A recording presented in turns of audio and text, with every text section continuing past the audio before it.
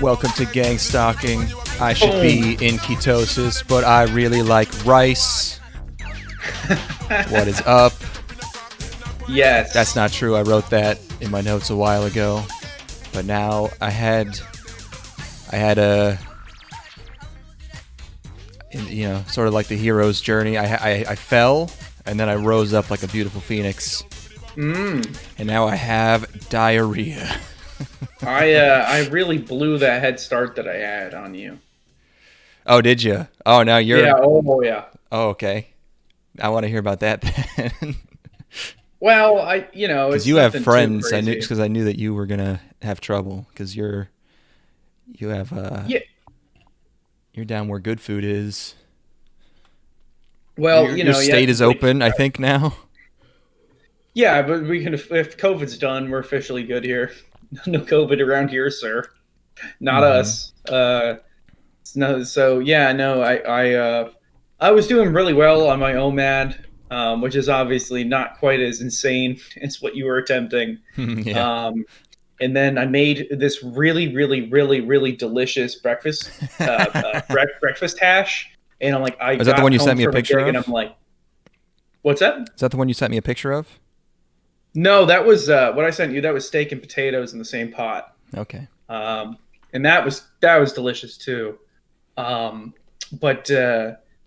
No, I made this amazing breakfast hash, which I'm kind of starting to learn that my favorite thing on the plate is basically always the vegetables, which is crazy. I love veggies so much. Like just cooked veggies are the best.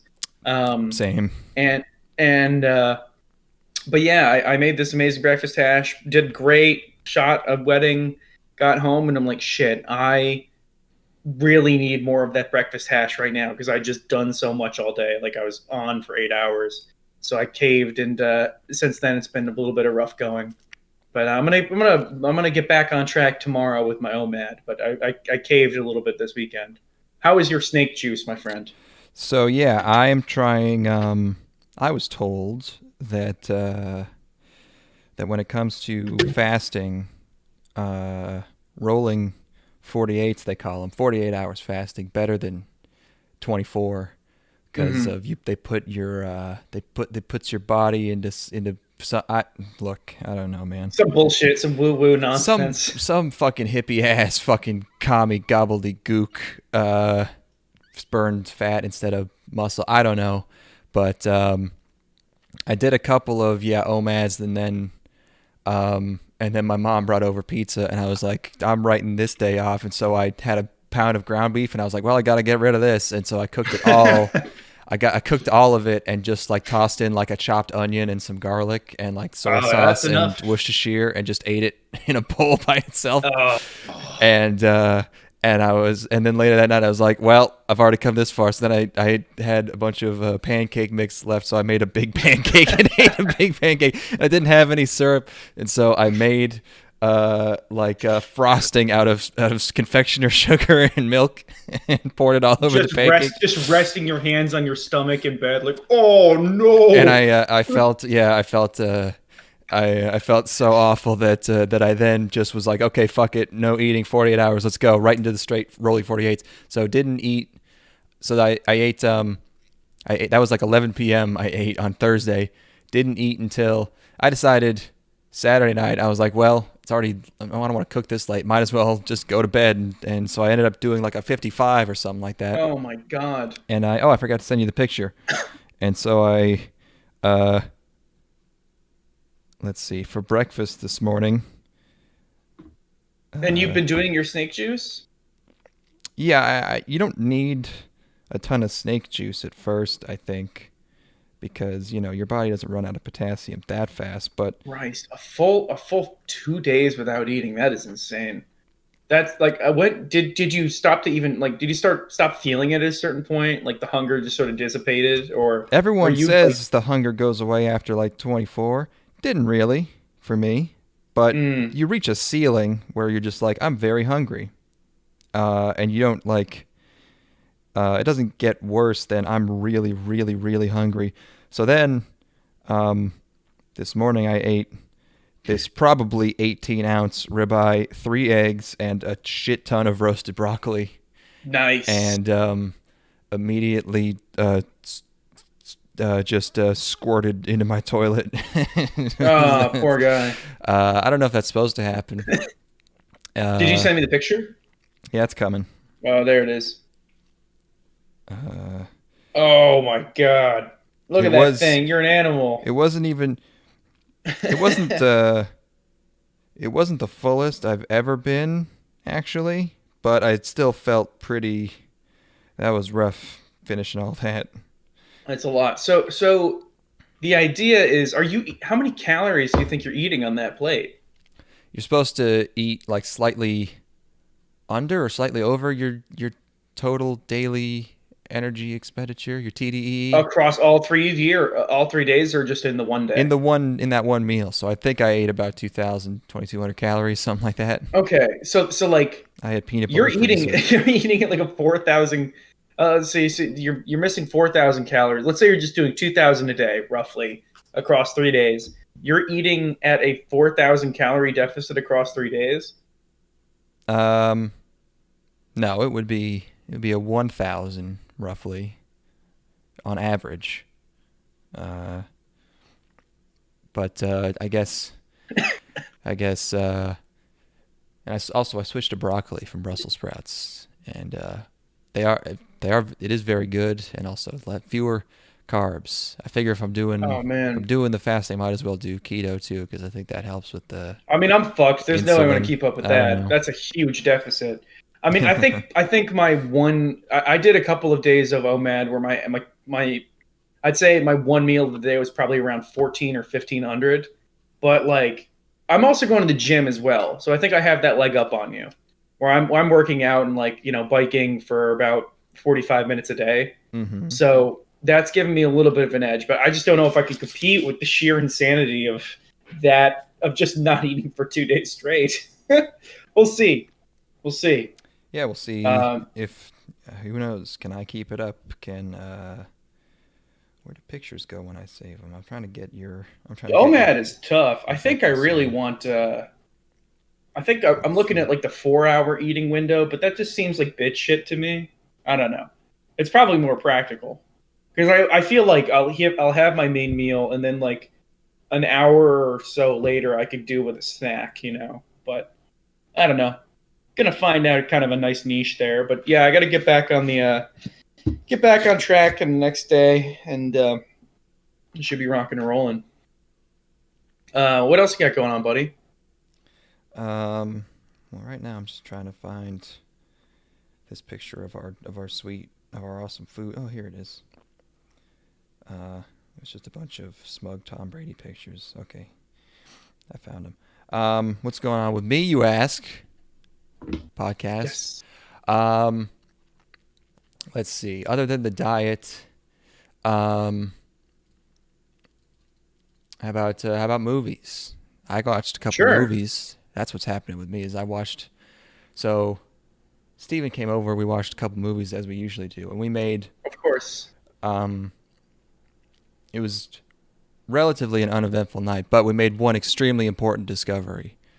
Um, are you familiar with a film called Take Shelter? Yes. Have you Michael Sheen. have you Michael Sheeran? Sheenan? Michael Shannon. Michael Shannon. Shannon. That's There you his go. name. We did that Yes. together. Have you seen it? Yes, I've seen it recently. Oh, okay. Yeah, we watched that. Um, okay, so you know about because I would describe it as an upsetting film. To say the least, yeah, it's definitely dealing I with some heavy subject matter. that movie was sold to me as like a 10 Cloverfield Lane where it's like, is he crazy? Is he not crazy? And then he's unambiguously crazy for the whole movie, and it's just very sad. Oh, it's a tragic film. I mean, very moved by the movie. It's Uh, excellent, and it it's is good. But it's like it doesn't do the obvious thing of like trying to trick you, the viewer, into thinking that he might be right until the very last scene for no reason. And that would, and it's like there's no ambiguity. Like every one of his delusions happens in a nightmare, and you can tell when it's a nightmare because the color completely changes. So there's never really any like, yeah. what's is he? It's more of a character drama than really like some sort of mystery film. You know, it's not trying to Well, necessarily I cheat thought it you. was going to be both. Again, 10 Cloverfield Lane. Yeah, yeah. But everyone, I thought that would be the obvious thing to do would be to like lead the viewer into like making him. I don't Is know. he? Yeah, of course. Also, I'm a wimp when it comes to nightmares, and I hate thinking about nightmares. And the nightmares in that movie suck, because they're the most most nightmare-y feeling nightmare in Yeah, any movie just getting ever. attacked by a dog. Yeah, You know. just like something is wrong, and then just as soon as you figure out something's wrong, just something fucking jumps out at you and Yeah, fucks you like up. you get your bearings on like, oh, this is the bad situation And then I'm you in, and then out of left field. and then you're half woken up, and like Yeah. you're just like you're just getting ripped out. Oh, terrible. But the most important thing is we watched this like traumatizing like character drama about a guy with schizophrenia, and then the credits start playing. And the song comes on, and we're so confused. Like, is this a cover of a song being done very badly? Or is this a song whose lyrics just happen to sort of match up with the movie that they found? And we look it up. The song is done by the director's brother. What? So, pure nepotism, first of all. Yeah. And second of all, the song is I'm just gonna play it because it's unbelievable. We could not believe that this really happened because so it starts out like this. Okay, it's just like ambience, right?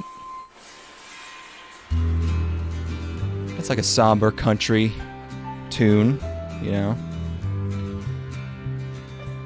Oh, I can't hear the song that's playing right now. You don't? It's cutting out sometimes. Oh, that's weird. Anyways, the point is these vocals. Oh yeah.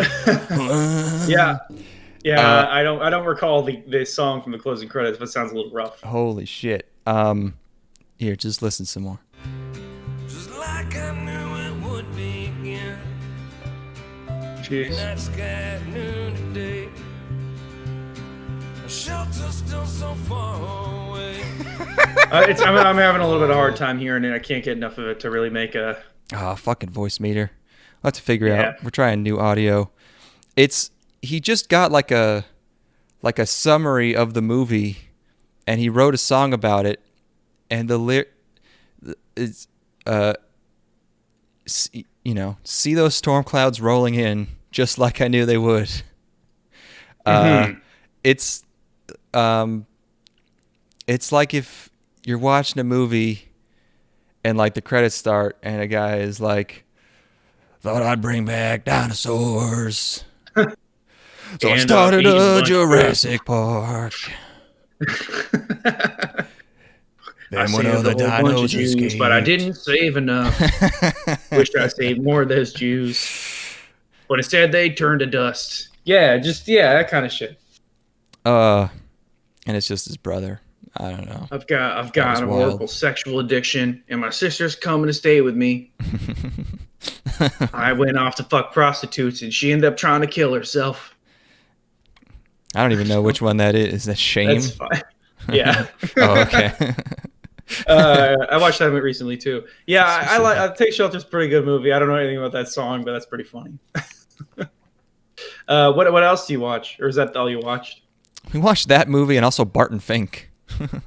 Oh, Barton Fink's great. It is great. Yeah. Yeah, those Coens, man.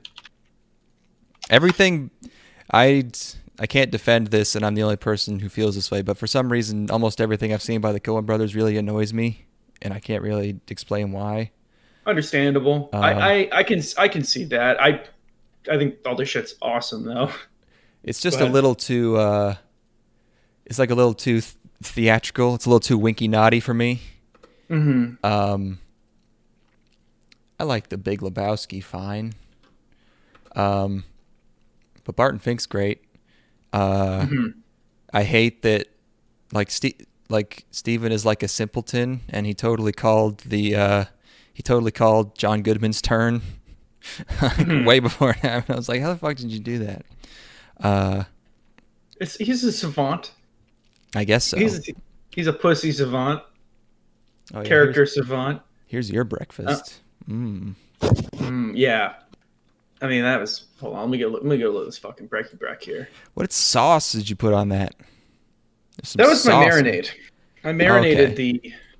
I marinated the steak overnight, and I just put what was left over on top of it, and ended up being really good. The potatoes were not quite cooked enough for my liking. I've been having a hard time with my potatoes recently, just because I'm too lazy to let them sit in water and get kind of soak the starch out of them or whatever. But that ended up being really good. The best part of that plate, fucking weirdly enough, was the onions. Onions were so good. Green onions. Yeah, those The are good. green onions, the peppers, and the white onion was really great.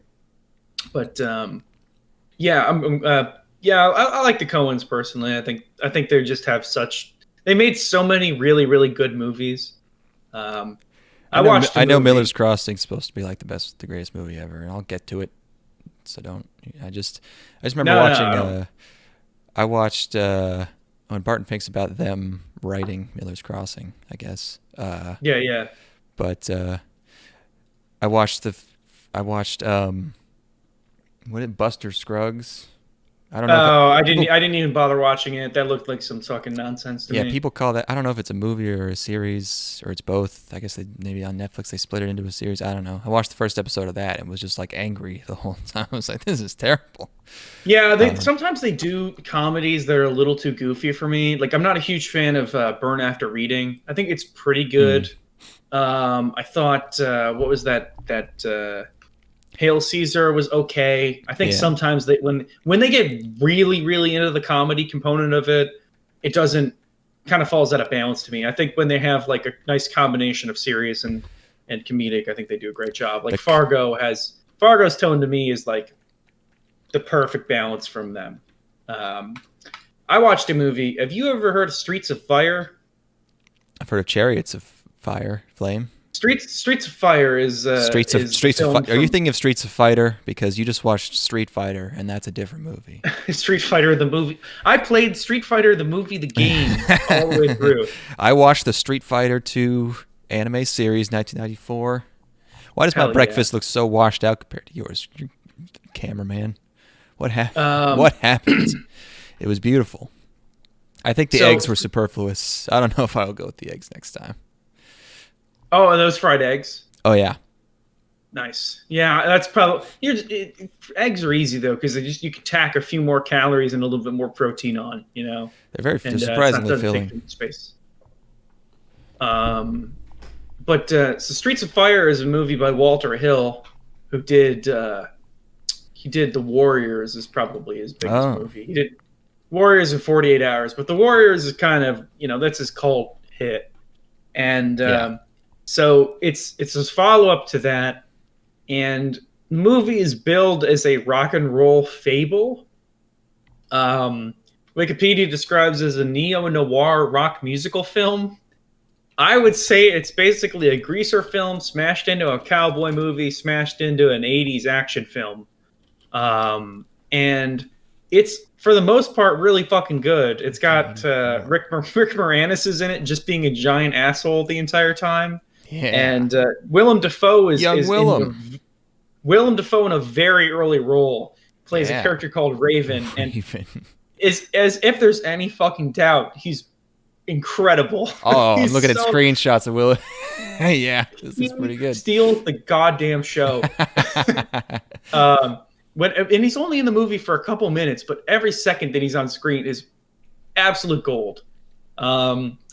And like the production's great, the movie looks great, the editing is suspect, the editing's really rough, but the thing that really drags the movie down, weirdly, is the performance by the lead actor is so fucking terrible. He has like no charisma at all, and he just can't deliver lines, and he's so flat and garbage. And the ultimate tragedy in the movie is that in the film is Bill Paxton in the 80s. So like this is the same year that Terminator came out, and he's in Terminator obviously. But if you take the movie and replace the lead actor with Bill Paxton, it would have blown people's fucking minds. It's like it would have been like the Warriors on crack, because you would have that like raw Bill Paxton charisma, like his incredible line deliveries and that energy that he brings in this otherwise really, really good movie. But no, I think you and Steven should definitely check it out. I think it's pretty entertaining. But yeah, just a strange movie. There's like 3 or 4 like full musical sequences in the movie. I say musical sequences, but they're like straight up just performances by artists. And they got the dude who did like the lighting for Pink Floyd and Led Zeppelin to do the lighting for the musical sequences in the film. So they look incredible, you know? And yeah, Willem Dafoe's on fire. Bill Paxton's in it for a little bit, and he's great. But yeah, the movie's just really, really weighed down by this horrible performance. This wooden-ass motherfucker.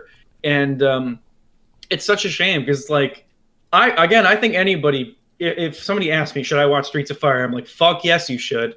Because I think there's still a charm to how bad the lead actor is, but I understand why it didn't succeed with broad audiences. But yeah, watch Streets of Fire, people. It's a fucking hit. Willem Dafoe looks so effeminate. He's such a pretty man in this movie. Willem Dafoe I think Willem Dafoe might be my favorite actor.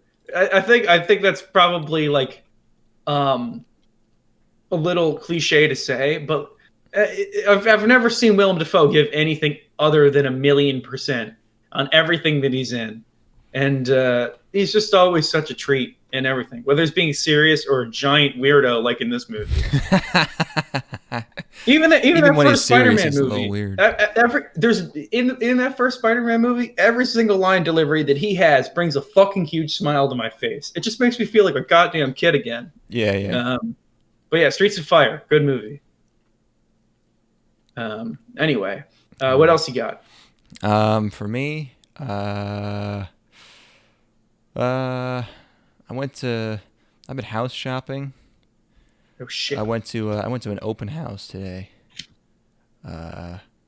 Send me a link to the photos.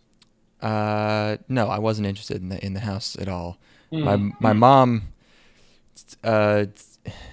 people over a certain age really are into the idea of like, hey, check out this house. It's nothing like what you're interested in, but you know, we should just go just to look at something. And I don't get that, but I was like, okay, let's just go. You've bought houses, like you probably know something. So we go to this fucking house, and you're like, you know, fucking 4 people are allowed inside of a house at once or whatever. And there's like 15 people in line to get into this house. Good. So we're standing outside, you know, in like 28 degrees for 45 minutes. And we just looked around. It was fine. It was a clean house. But yeah, really, it's hard to convey to like my mom that like she really does not understand. Like, look, I want to be a weird like forest hermit, and I don't think she gets. Yeah, she's trying to get you to. I don't think she gets. This is a nice school district. Like the taxes here, or you know, like look at the this guy. She really loves egress windows or ingress. What's the word? What is ingress? Egress windows. Egret, like the bird. Egret windows. Ingress windows. Yeah, egress windows. Windows. She like this house advertised it had egress windows, and that was wait, what? Like so, like the basement has a little bit more light. Is that supposed to be? It's so that you can get out for what I don't know. And well, but does she think you're 80? Yeah, and there were egress windows, but like they didn't look like these ones you see on Google Images where it's like super deep and like you can like easily like get out of. They're like normal basement windows that you can like open, you know. They're like slightly above head height, and you can fucking open them up for ventilation. And they're sort of dug into the ground, but not too much. And she's like, "These aren't egress windows." And it's like, all she cared about was the egress windows. She cares about shit like. She got to spend a lot of time on Wikipedia. And I'm like, I don't want to ever see or hear my neighbors, and I want to live in the woods. And I want a wood burning fireplace, and I want the smell. I just want lots of wood, Listen, bitch. If you don't find me a house in the area soon, you're never going to see me again because I'm going to be in fucking Alaska collecting $1,000 a month from the state government. So if you ever want a chance of meeting any sort of potential weird grandkids I generate, you better fucking get on your shit and start finding me some real houses. None of this window nonsense. If you want some half man, half coyote grandchildren, you better fucking find me a goddamn house because that's the closest you're gonna get. Look, bitch. If you want to meet your bastard horror-founded grandchildren that I dumped into this prostitute I found on the internet, then you better fucking figure out your shit. Otherwise, my ass will be in the middle of Wyoming next week. I'm going to be in a fucking Kaczynski shack in northern Maine by next Wednesday. You don't find me a goddamn hermit house. You better have somebody check through those packages. You better fucking get yourself a metal detector, ho. Because I fucking swear to God, I got some holy retribution that needs to be wrought. Yeah, Mom, I've been doing great up in my cabin. I'm writing lots of software. I'm building lots of software. I've been going to Home Depot and picking up lots of software and sending my software to a lot of influential people, a lot of politicians, a lot of professors. Yeah. There's definitely a lot of people, a lot of universities are going to be hearing my what I have to say soon, and they're going to be very, very interested. Oh, they're all going to be hearing it. It's going to be causing quite a bang. It's just like a... It's just a... So anyway, egress windows. It's just a video player. It's just a... I'm so close, dude. It's a bad 3D renderer. What are you close to? I'm buying a house soon. Yeah. And I've been trolling the internet for here's my dream scenario is that like 6 months from now I have I'm cooking in a wok in my backyard and then I've got my wood. I got a wok in my backyard, but I also have a pizza oven in my backyard too. I get one of those like $500. My mom was when we were standing in line, my mom was talking about how her neighbor just got one of those, whatever they're called. Yeah, the propane. Uni Coda pizza ovens or whatever. The one where the guy, there's the clip of the guy going, "Let's crack a little bit of butter in here," and then it catches on fire because it's 900 degrees. Have you seen that? No, I haven't seen that. Oh, that's fun.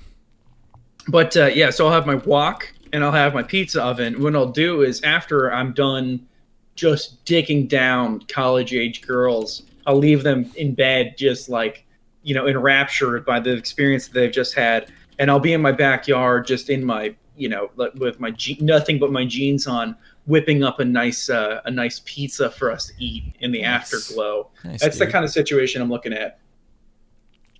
Here, let me hopefully, I don't know if you'll be able to hear this video, but I'm going to play it on the stream anyways. What's this thing called? Rockbox? Oh, the Rockbox, yeah. There's a lot of these. Yeah, I'm just going to be ripping a cig and... It's Jeff here from the Rockbox team. Usually Tom's been doing the demos, but I don't have as much experience, so I thought it'd be good for me to show you how I can work with it. I'm going to cook something pretty simple. I wonder if this is on purpose. It sounds pretty simple. Lobster tails in garlic butter with some prawns. So we've got this cast iron pan, and it's been heating up inside the Rockbox for a good few minutes now, so it should be pretty hot. I'm going to just try and get this out. Crack a bit of butter in there. Look at that. It's just...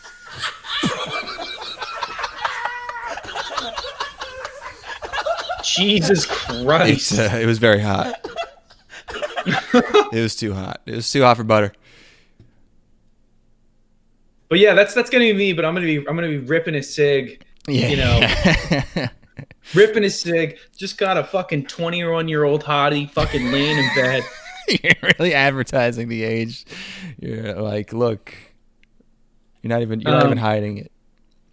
But you know, I got a date coming up the next week with like a college girl. I want to see if I can seduce her and convince her to live in my bohemian home where I just cook pizza all the time. I'm gonna cook. I really want to have a wok. I think there's a lot to be had. Wok is a house appliance, yeah, because it's like you don't use it for anything, but it takes up a shit ton of space. It's a pain in the ass. Yeah, but you know, it'd be impressive to a naive 21-year-old college girl.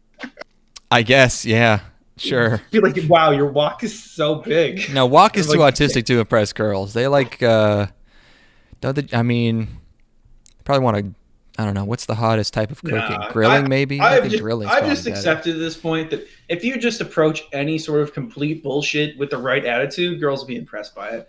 They'll be like, wow. You just have to go into it with the mentality of like, I know that this is super cool to me. And that's enough to impress girls, you know? Yeah, it's like, hey, you want to come over? I'll make you some tikka masala in my wok. It's like, you have a wok? Yeah, come check it out. And it's like, wow, you're so good at you manipulate the oil in such an amazing way. Yeah, you really don't. You're just cooking one of those like huge geckos that Chinese guy on YouTube. You're just like slicing it up in front of her. Yeah, there's actually learned a whole lot from. I call him Grandpa. You know.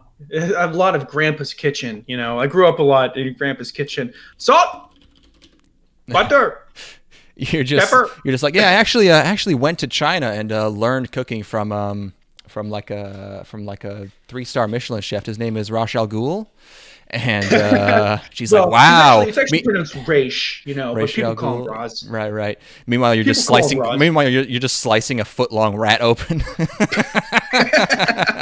just boiling it. I stick a net up in the air and catch a bat and just flick it down into the pan. Yeah, it's best when it's fresh. You just snag a fly off the windowsill and just eat it while you're talking to her. Hope you don't mind if I snack real quick. Yeah, you want one? Hold on, let me grab you one. But yeah, if you handle something like that cool enough, people who be like, yeah, mom. So he loves to cook, he loves to read, you know, shit like that. I just have a couple of boxes of Topo Chico and a nice wok, and I'm in fucking Poon City. just walking while reading Infinite Jests. And you're like, yeah, it's basically it's basically impossible to explain, like, because it's about kind of everything. It's like... Yeah, there's so many parallel narratives going on. You know, it's really dense. This is unironically my plan. Yeah, just boiling a gopher while reading Finnegan's Wake and being like, oh yes, that's Gravity's Rainbow, just like. Wow, he's so intellectual. Meanwhile, I'm jerking off to Golden Boy. Like she means. I got one more thing, or two more things. We can get this. I mean, we haven't recorded in what? Oh, I haven't even talked about the fact that everything that happened, the ice storm. We had to cut the last episode short because I was getting cold, and my thermostat was reading 70. You said you were cold, and then the next day you were like, oh yeah, my apartment was 70 the whole time, and then so it wasn't. Wait, it wasn't. My thermostat was lying because it broke, and it just wouldn't display anything underneath 70. And my apartment was closer to like 50. It was just a scam. They always assumed that it would never go under 70, so they just programmed it that way. That's so weird. Yeah, so my thermostat wouldn't go under 70, and everything was completely fucked. I ended up sleeping on my friend's floor for a bit. Cool. And I was the only person in the entire city that was able to drive. That was pretty cool. Because it was wet. Yeah, I just had so much shit go wrong so quickly. No, it wasn't even just wet. I mean, it was a genuine blizzard down here. They had no way to clear the roads at all. So, like, right. If there were when I would go out in the morning, there'd be 6 inches of snow on the streets. That last episode ended with you like going, "It's getting cold, I have to go," and me going, "Oh my god, my cat is dragging its butt across the carpet." It was like the biggest disaster we've ever had. Well, everything's fine now. Yeah. But yeah, no, it was rough here for a bit. So many accidents, I couldn't even believe it. But yeah, so then the thermostat in my apartment failed. The hot water heater in my apartment, it vibrates now when I take a shower. Cool. Great. Both the alarm system and my AC failed in my car. My car got broken into because my alarm system failed. What else was going on? Okay. Did anything get taken? There's some more bullshit. It's not that important. Oh, anyway, so I watched Evangelion 3.0. Speaking of disasters. Oh yeah, we have to do Evangelion for predictions because this clickbait title is really working out for us. There's a lot of people coming and immediately leaving, but hey, I think it's the cumulative views that matter. That's what I'm after. I got some. Hey. Oh, I'm echoing. How would you be echoing? I didn't change anything. I'm echoing now. What? Nothing happened. I can hear myself. Well, undo whatever you. I didn't do anything. Undo whatever you did. I've not done anything on my end. What? And it's gone again. Okay. That was weird. Great. Hey, Angry Mage. Anyway, this is my schizophrenic interpretation of what's going to happen in 3.0 plus 1.0. So Great. Having watched 3.0 again, I might as well have been watching it for the first time. I remember the broad strokes of it, but the fine details of what's going on are like it does something admirable in that it drops you into the movie without just giving you a huge exposition dump. So you're kind of in the place of Shinji. But what ends up happening is that it kind of becomes impossible to get invested in any of the drama going on outside of what's happening with Shinji. Imagine this dude fucking your girl.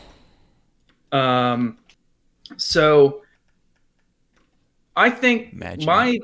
my thought is that I think that the first 40 minutes of Evangelion 3.0 plus 1.0 are going to be basically a coda to 3.0. And then from there, the new movie, Evangelion Final, will start. So the only thing that I have the only foundation I have for this is that the press release about Evangelion 3.0 plus 1.0 Thrice Upon a Time said that there is a 40-minute D part in the film.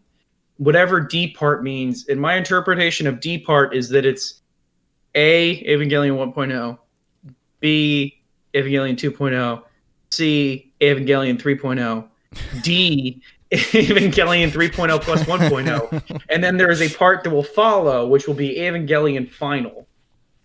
So there's going to be a 40-minute coda to 3.0 at the beginning of the movie that will resolve everything so that they can have an hour and 50-minute long movie that is satisfying in its own right. That's my assumption. That's my guess. I don't get it.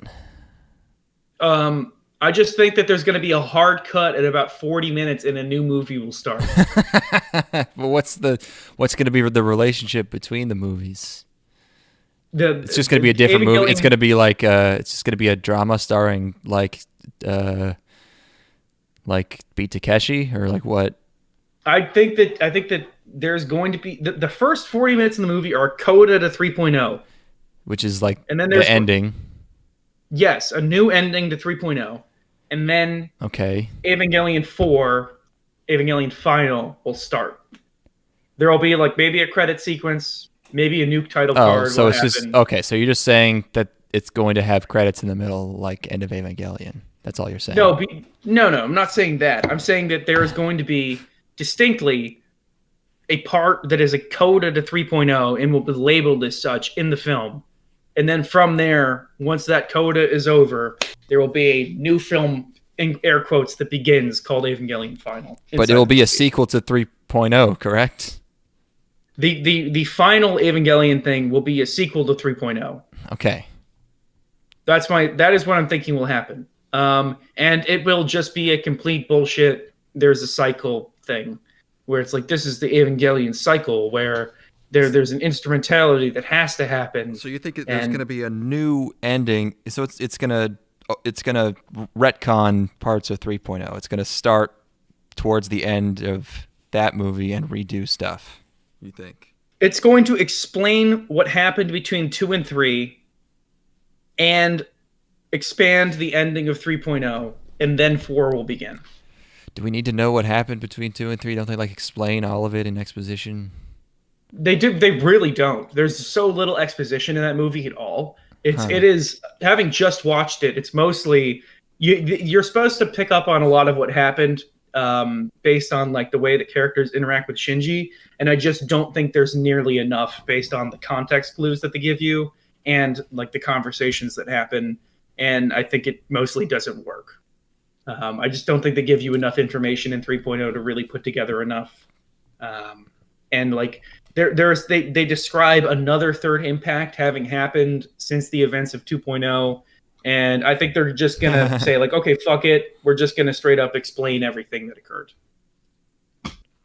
That's my assumption. Okay. Well, sure. Hideaki Anno has had to think about this for 9 years. Can you imagine like... There's no way he's thought about it for that long. I'm not saying that he's literally been thinking about it, but it's definitely been on the back of his mind where it's like, oh shit, I have to finish this rebuild thing. You know? Like you're just like every day, you know, at least once a week, he's like, oh, fuck. I gotta finish this rebuild thing. For 9 years, you know? And I think after all this time, he would make the callous decision to just be like, okay, I'm just going to force feed everybody to kind of like get them up to speed so that we can make the final film. You know, when's it coming out? The 18th. We got a couple. No, weeks it's I think it's the 8th. No, I'm pretty sure it's the 18th, man. Let's see. Hold on. Just look this up. March 8th. What? Oh my god. Yeah, I think they actually isn't there a new? There's the first 10 minutes got released. I wonder if those are out yet. Yeah, I'm seeing first 10 minutes here.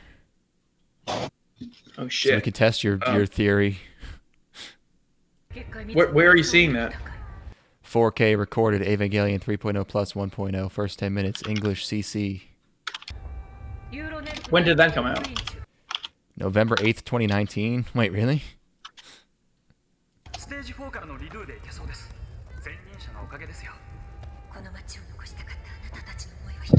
I wonder how much of this ends up in the final movie. Yeah, I don't know.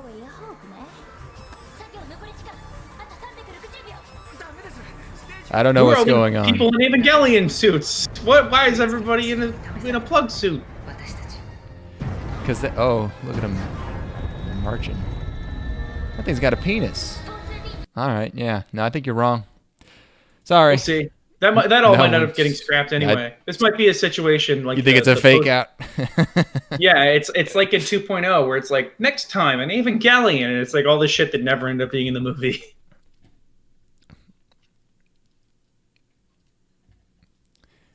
This guy I've never seen before finally chirps in to correct us on the date. You know, how come we never get compliments on things we get right? Yeah. I was really what did I get right?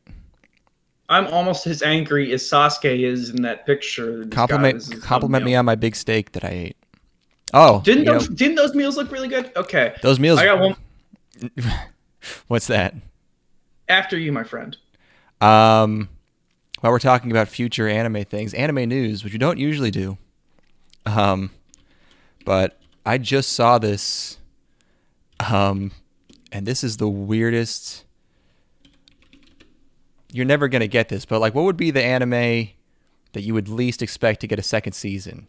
Think more second season? Obscure. Is this the announcement of Mao-sama season 2? Okay, so even you knew about that. Yeah, I just heard about it. Where did you even hear about that from? I have no idea. That's fucking wild. It just means the algorithms are working that well. I guess so. Yeah, that's getting a second season. 7 years later? 8, I think. 8 years? Jesus. Yeah, and the light novel's over. It ended in like 2013. I don't get it. But That first season was pretty good. I didn't. It was really good. Yeah, I thought it kind of resolved, but I don't know. Fuck it, give me a little bit more mouse drama, I It didn't suppose. resolve in the show. No. Well, again, it's been 8 years, and I barely paid attention to it. I'm sure. Too busy not getting laid in high school. People are mad about the light novel ending because the big boob girl wins, and not the tsundere. Mm. But I remember liking her more, I think. That checks out. That tracks. What's even doing Yeah, the second 13 season? episodes. What? Give me your. You want a sequel to something? What do you want? What sequel do you want? You can cancel Hataraku Maosama season 2 right now and get another season. Of I'm something. excited about that. I'm happy. I with know, that. but you're in the unfortunate position where you have to. I'm forced to cancel it. You're obligated to cancel it. You have to make the decision to replace it with something else, something that's going to appeal to you. You know, I probably, well, yeah, I don't know. Because most things that are really good, a second season wouldn't work, but you would need something like, can you hear my cat freaking out? No, I can't. She's sprinting around. Second season of ping pong. Just fucking ruin it. Yeah, no. Second season of ping pong. Everyone now has a gun, like ping pong extreme. Soundtrack's done by Flying Lotus, and it's just the shows like I weirdly think about sequels for a lot, or like shows I didn't even like that much, but that I just miss, like fucking like Yuyushki or speaking of ping pong, the Ping Pong Girls show. I was watching, I was like, this isn't great, and then when it was over, I was like, man, can we? Is that the one where they're engaging in some lesbianic action? Probably not literally, but sure. I need more Yama no Susume. We got some people wondering if we go live a lot. The answer is we go live probably every other week, but it slides around a little bit. This guy's used to streamers that are live every day. Yeah, it's like I gotta go, but are you gonna be back soon? Like, no, man. It's whenever we can make it happen. Anyway, so here's my real thing I want to talk about. They stole. Hit me with a real one. They stole Lola Bunny's tits. Oh right. They took her boobs from her. I've seen like 2 people talk about this, and I'm already sick of hearing about it because I need to get my take on Lola Bunny's sexualization out there. Okay, what's your brand? My unique perspective on the whole thing. I think we do have a Discord. We never use it. I should figure that out. Yeah, I made one a long time ago, and I never. I'd have to sign out of this Discord account to get back into that one. Yeah, I'll have to make a burner account because I don't want to attach my real name to any of that shit. Yeah.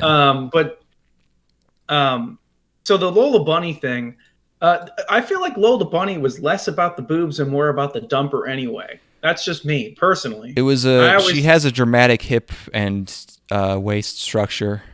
Yeah. You know what's necessary when you're doing a female animal character to differentiate them. Yeah, it seems like they just put a bunch of baggy clothes on her when that's the real shame. They got rid of her. They got rid of her ankles. They were like, she needs her ankles. They're like the letter C by her. Just her feet are all fucked up. I read a quote from the director who's like, he's talking about how he's like, yeah, I was watching the original movie and I was shocked to see that there was so much sexualization in this children's film. And it's like,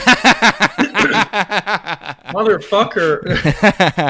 If you watch The Lion King, we want to make people fuck this lion. I watched some of the content. Yeah, that lion wasn't even a person. They just straight up tried to make they're like, we're going to make this lioness so sexy that people want to fuck it. And that's like clearly the intent.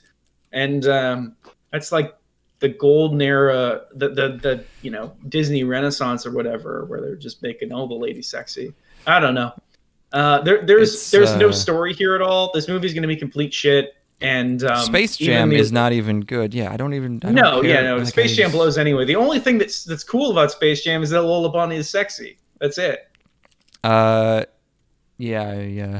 I'll tweet out the Discord link. Guy who has to leave. Twitter.com/gangstalking. When I find it, I'll put it up there. Yeah, like it's one thing to like get rid of like sexy ladies in kids movies, but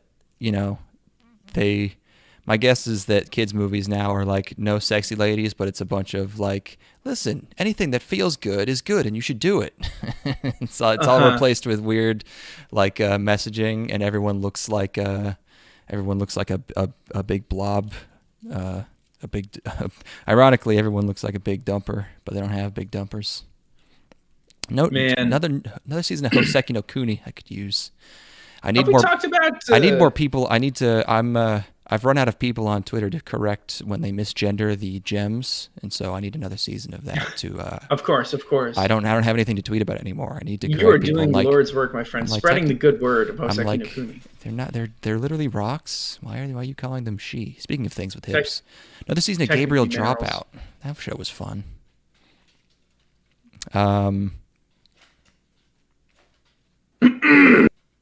There you go. I would just talk about Golden Boy now if you want. What's that? Golden Boy. What's Golden Boy? Is an OVA from the 90s. I believe 1995 in particular. It is. Yeah, it was created in celebration of our births. They made it just for us. They knew what we were looking for. Yeah, they were like, these guys are going to appreciate this someday. Yeah, Golden Boy is known for being an OAV or an OVA, and for its dub and for having boobs and a lot of shouting. Holy shit, my cat is freaking out. It's known by other people for those things, but not by me. It was known. Just missed all of this. I was like, we could watch Golden Boy, and you were like, what's that? And I was like, what? Because it's like one of those things that even if you haven't seen it, I thought everyone knew Golden Boy. It's Golden Boy. He says, how do you like my swimming? And there's titties, there's ass. He has a cool shirt worn by cool guys only.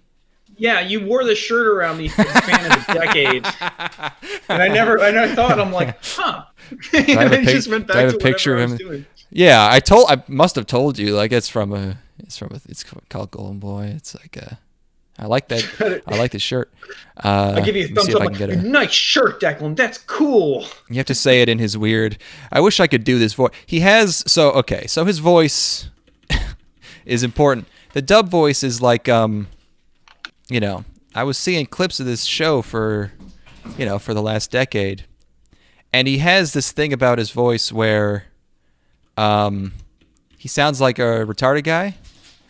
Yeah, but like he's a couple of different modes. He's got like retarded guy, he has marble mouth, and he has absolute stud. Yeah, he's like a mush-mouthed, like simple. He sounds like Dante from the new Devil May Cry. He has like that type of speech impediment, and like for some reason with Dante, it annoyed the shit out of me and never stopped. Whereas Golden Boy grew on me because he's so enthusiastic.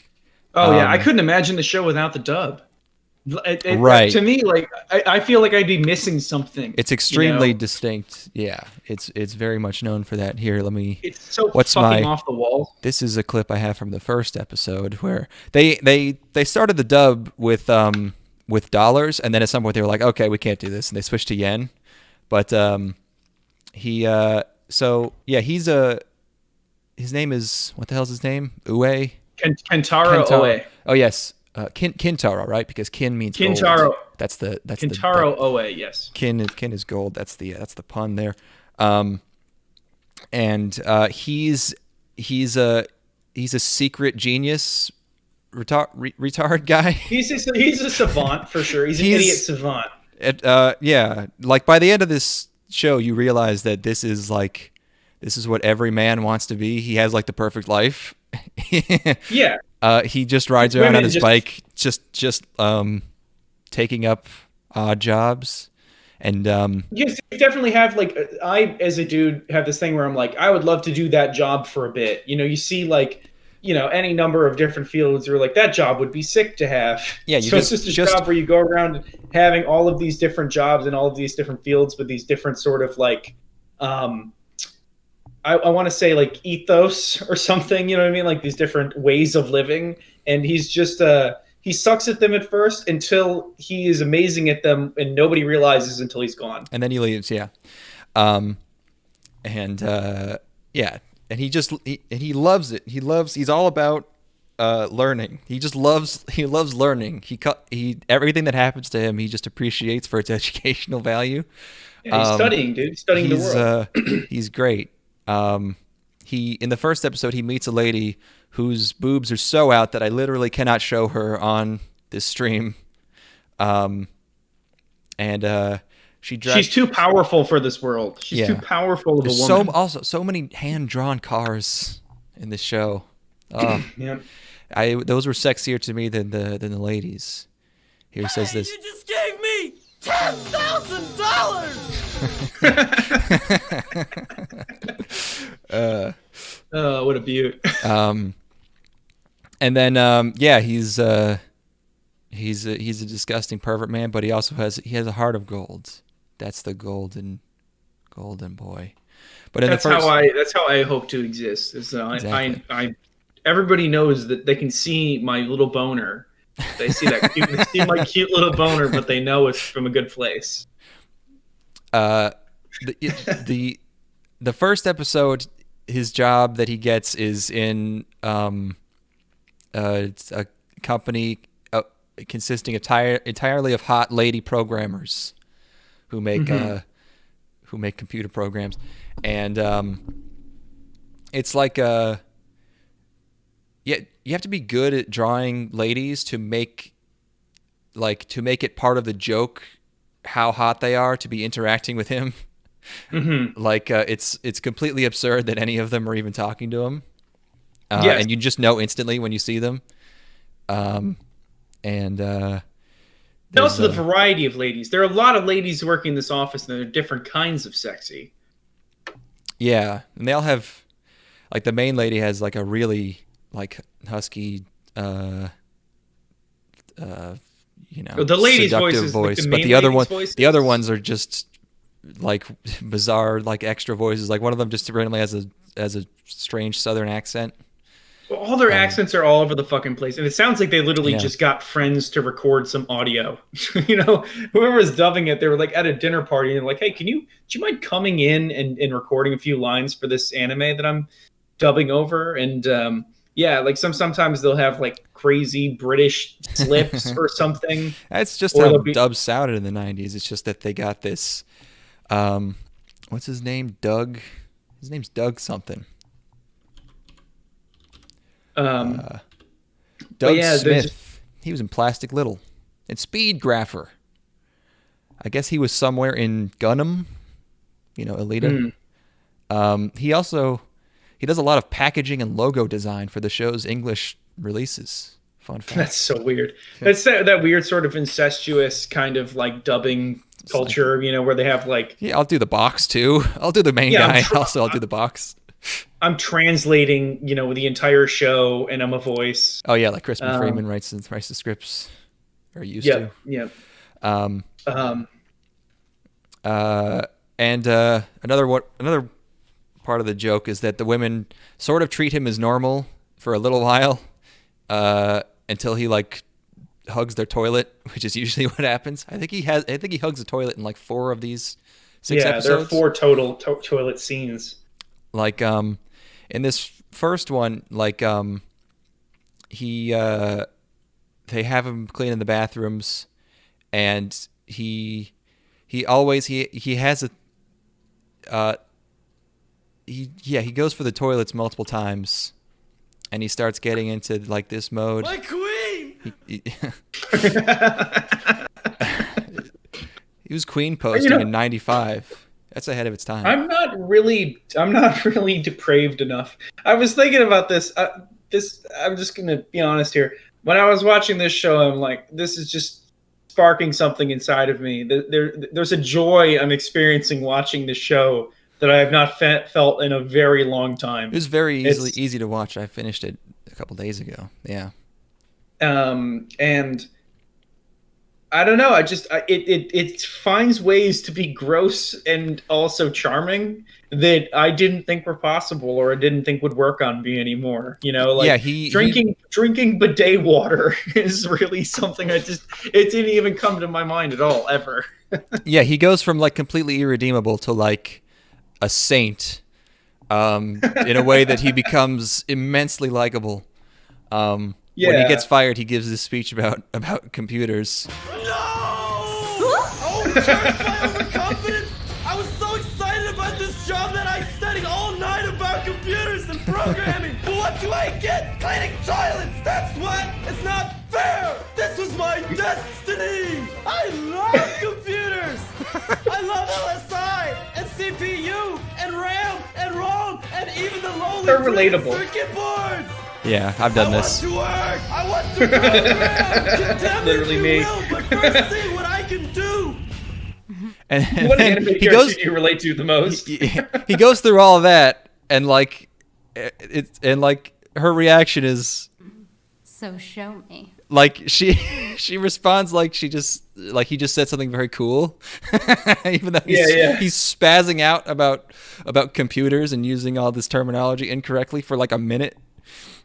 But she reacts like he just said something very suave.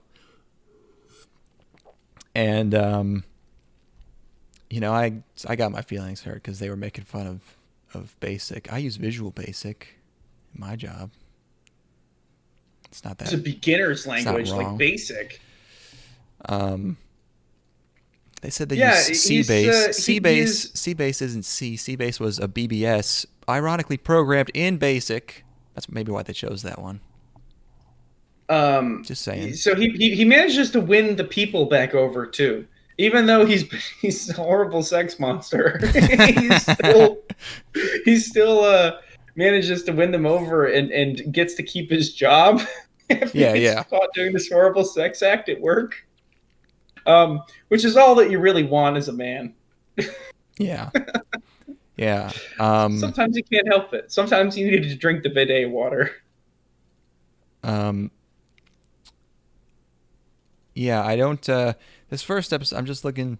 I don't know. I don't know why the women are giggling and moaning while they're changing in the locker room at their software dev office.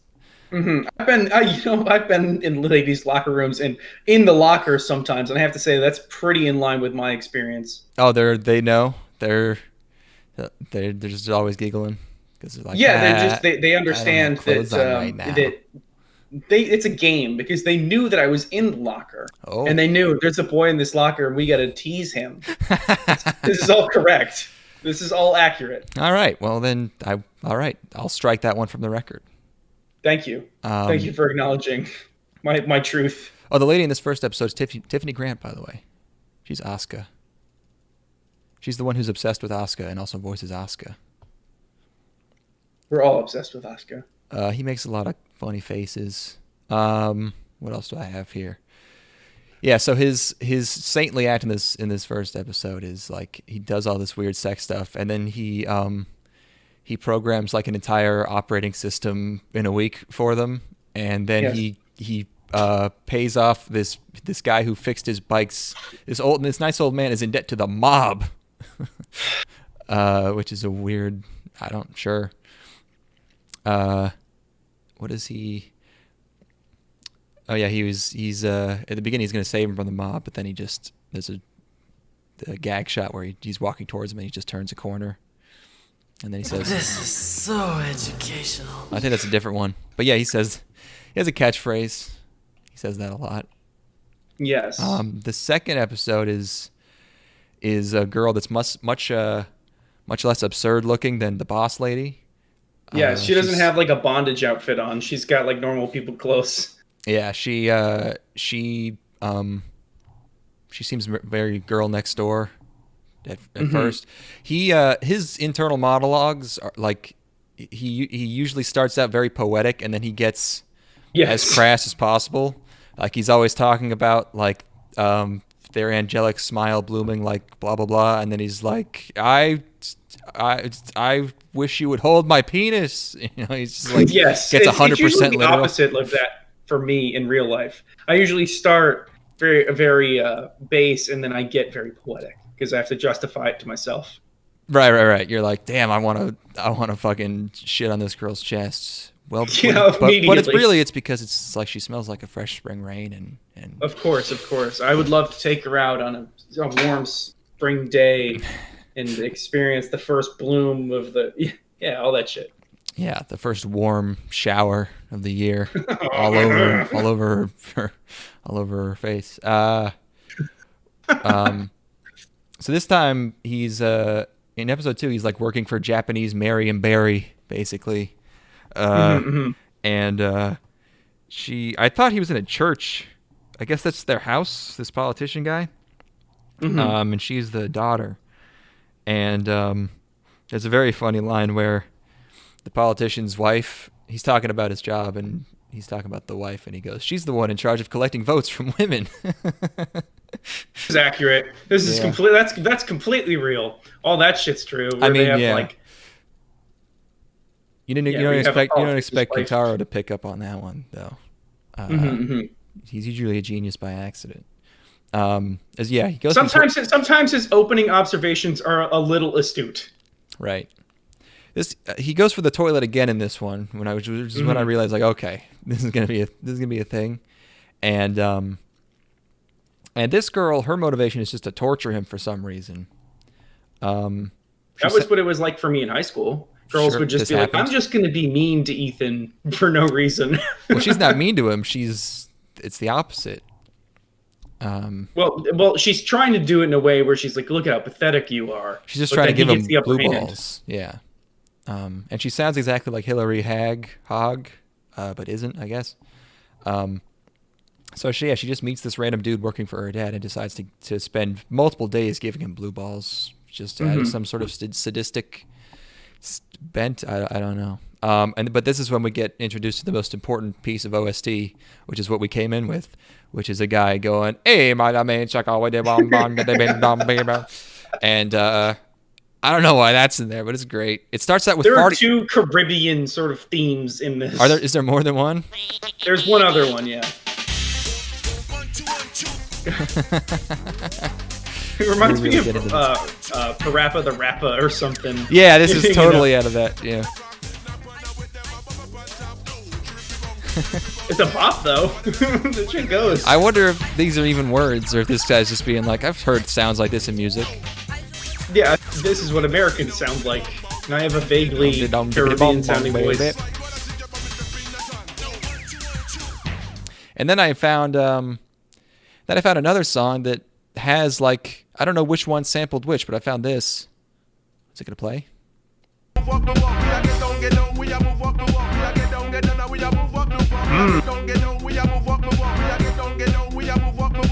He's doing the same geddon, but then he does something different. So I wonder if, like, that's just his signature.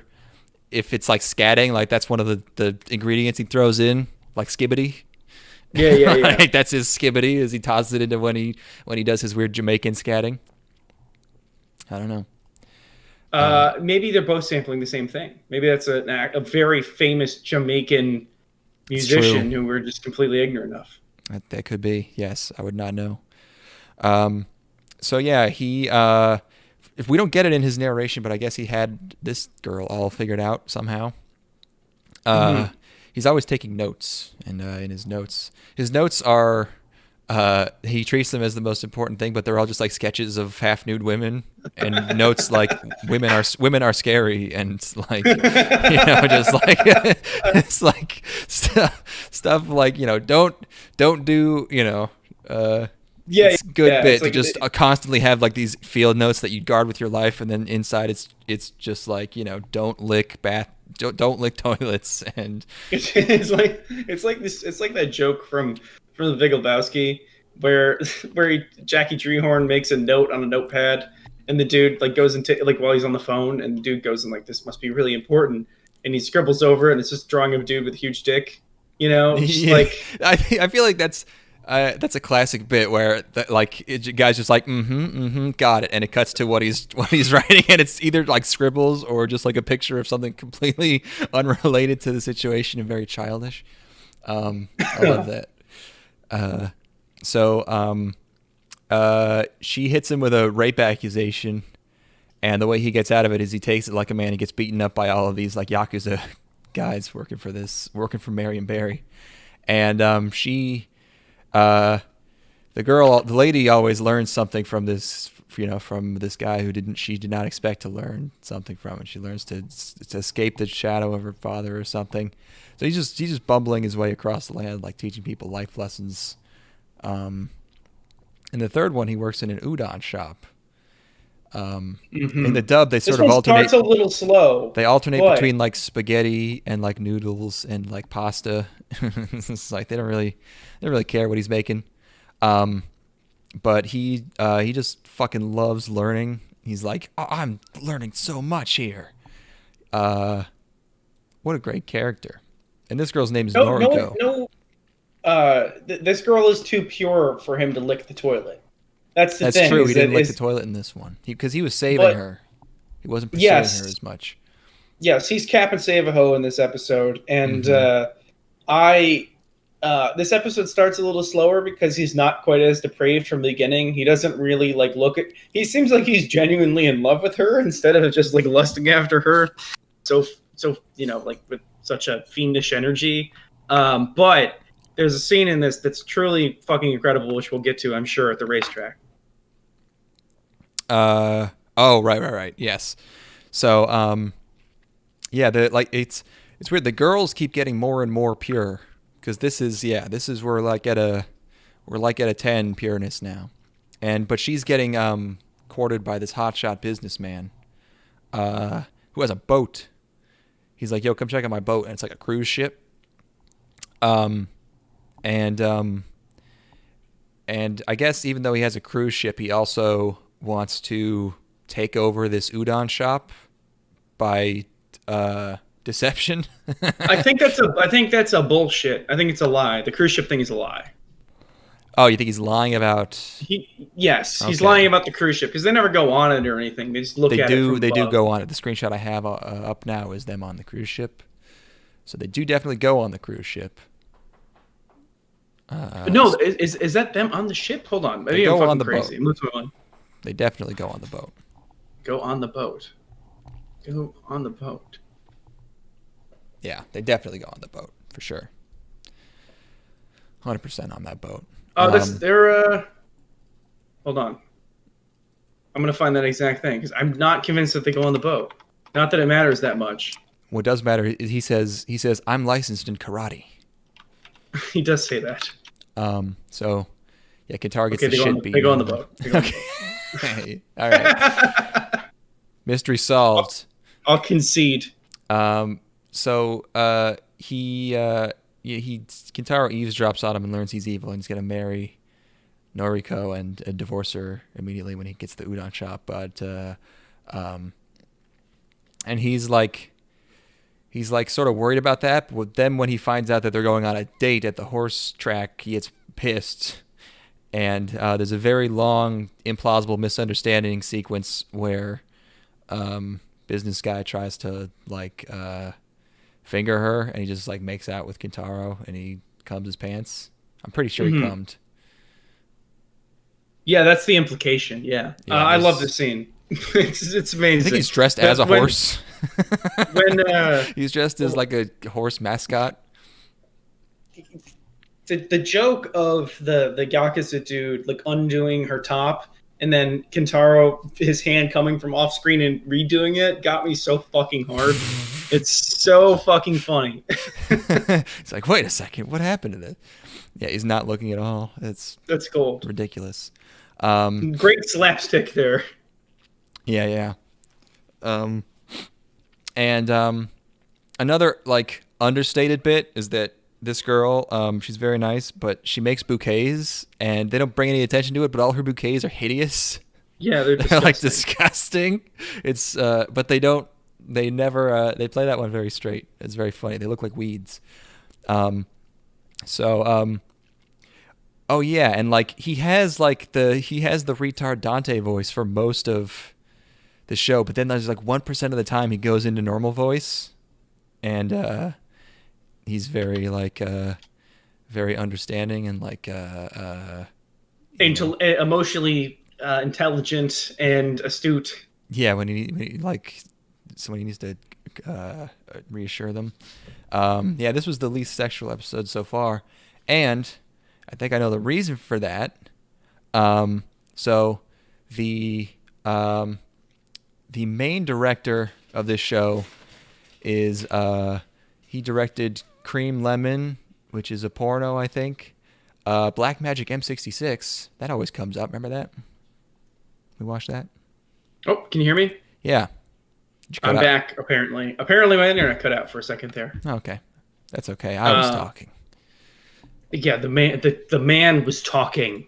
The man, yes. The streamer is talking here. The show director is the director of Cream Lemon, which is porno, I believe, and also nice. Black Magic M66. Remember that one? Black Magic M66. That always comes up, and you always have forgotten that we watched it, so that checks out. And yes. He directed the first half of JoJo's Bizarre Adventure, the '90s one.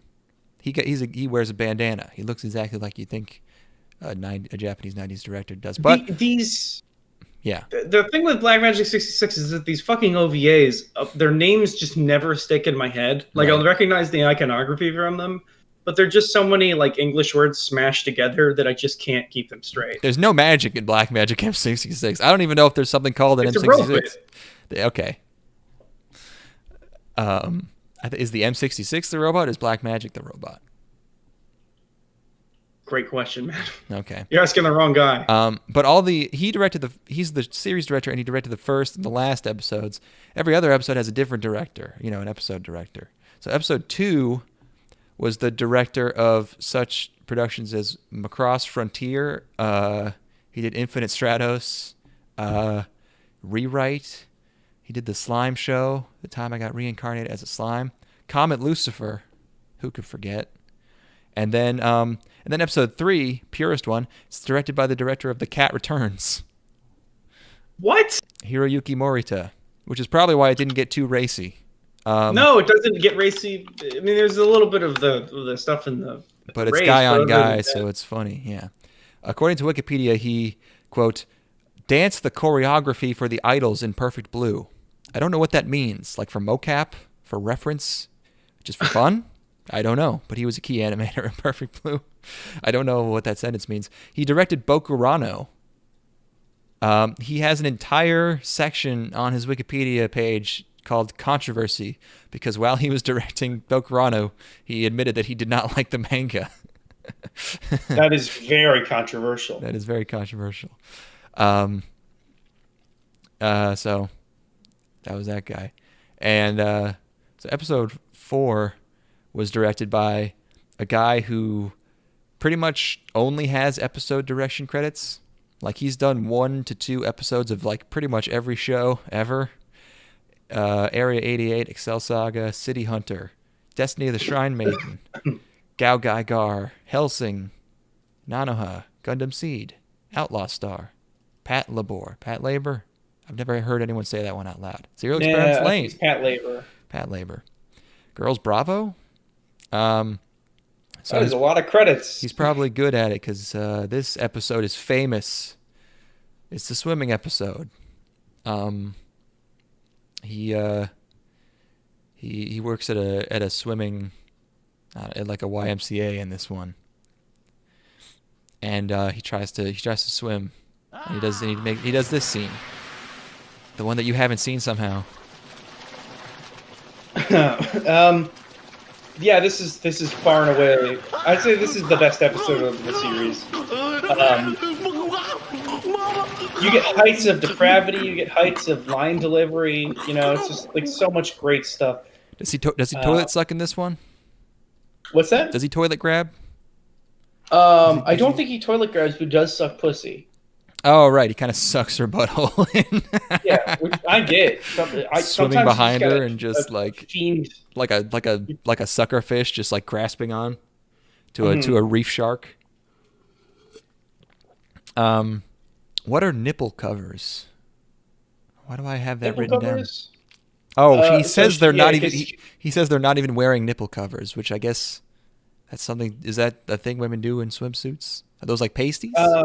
This gave me a lot of flashbacks to high school where we'd have co-ed swimming Where you would events. see women you know? in swimsuits. Yeah. Oh, and that damaged me for sure. It's just there's no the amount of time I saw because like all their boobs would be pressed so small because they were in those one-piece swimsuits, you know. Yeah, and yeah. they're all very lean anyway. So it's just my ideal I woman get is the built point. like a seal. You know, just completely flat. Yeah, just You gotta like be able to kick. yeah, just like the shape of a raindrop. I don't know. Yeah, there's a certain level of smooth. aerodynamics that they need to have, hydrodynamics, and they also have to have their eyes covered by reflective goggles and no hair because they've got a swim cap on. They just basically need to look like gray aliens for me to be turned on. Yeah, there's a lot of guys But like that. I get it, but yeah, no. For the most part, I don't think if their nipples were hard, I didn't see it. I looked really hard too. I was trying to believe it. I was trying to see it. Yeah, the pool was kind of cold. I don't know. So That pool was how do you cold as like my fuck. swimming?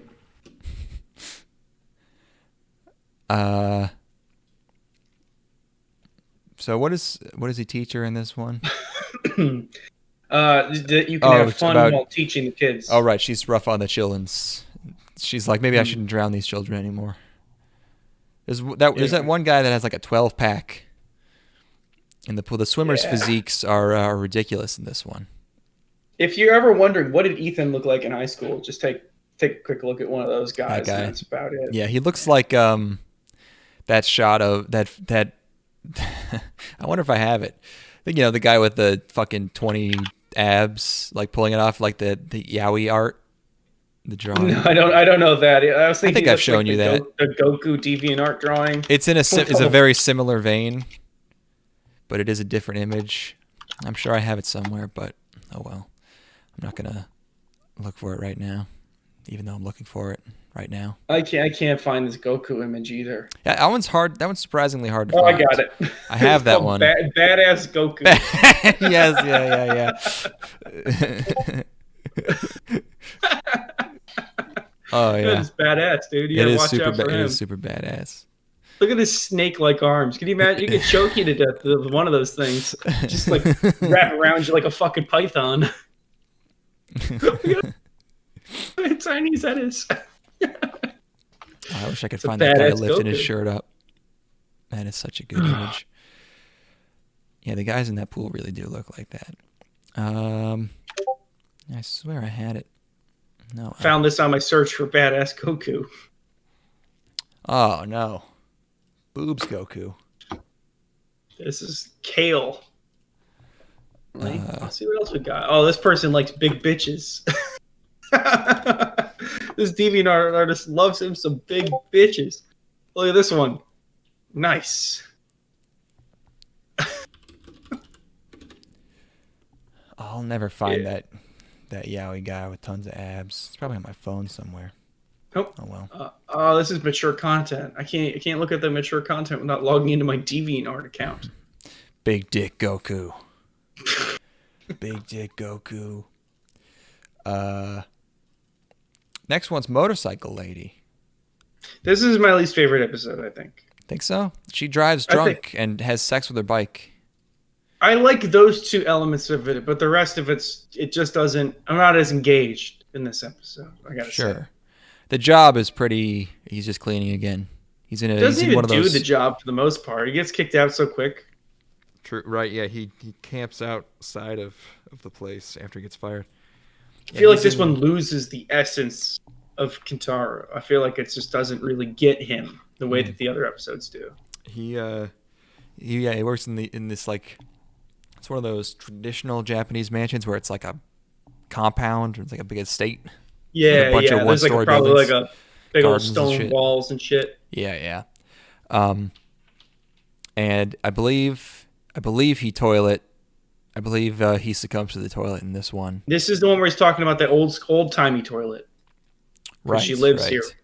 Yeah. So they boot him out, and then he challenges her to a race when he finds her masturbating using her large motorcycle. She is full nude in this one. I don't know who directed this one. I don't think he has many other credits. But he, through a series of hilarious accidents, he goes very fast on his bike and jumps a canyon, and then falls and then rides away, but he can't stop. He can't stop. Like, yeah, kind of anticlimactic all around. And he doesn't get. He has a SpongeBob type thing going where whenever he bikes, he has to shout "study, study, study, study" over and over again. He can't. He gets to watch her masturbate, but he doesn't get into any sort of. I guess he gets to suck some toilet. That's cool. Yeah, just this whole one is. He just kind of watches her writhe around on her bike.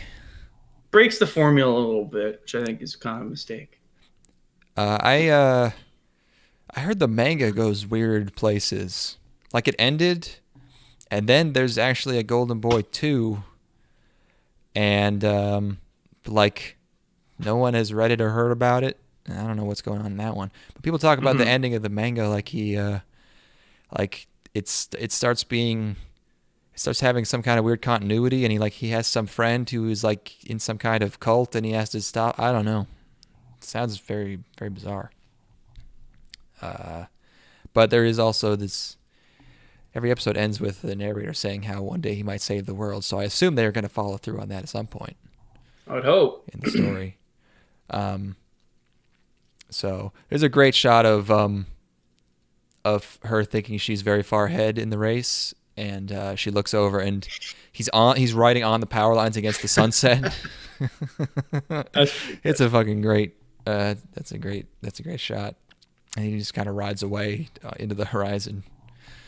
And then the last episode, everything kind of comes together, and he works in an anime studio. There's a lot of meta jokes. This is a goodie. Yeah, this is goodie. There's sort of a main girl. She doesn't get as much attention because it's sort of a climactic sort of episode. But this episode is all about Kentaro and his legacy. Yeah, but her name's Chie. She's the color coordinator. I don't know. At this, I believe she's colored, is what they say. No, that's not. She's what that the means. colored lady. No, I don't think that doesn't even make sense grammatically. I don't think they would say that. But he's delivering stuff like they do in, what's not Bakano. Not Bokurano. Not Bimbogami. Not Boris. Is it Baraka? What is it? I'm just gonna look it up. Not Baraka. That's a film.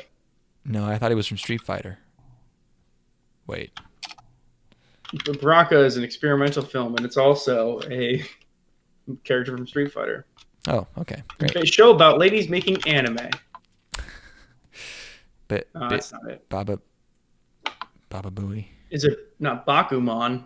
No. It's not Bakuman. No. That's about people making manga. Shirabako. Okay. All right. Shirabako. That's it. That's I had the second half of it almost down. Yes. What does she do?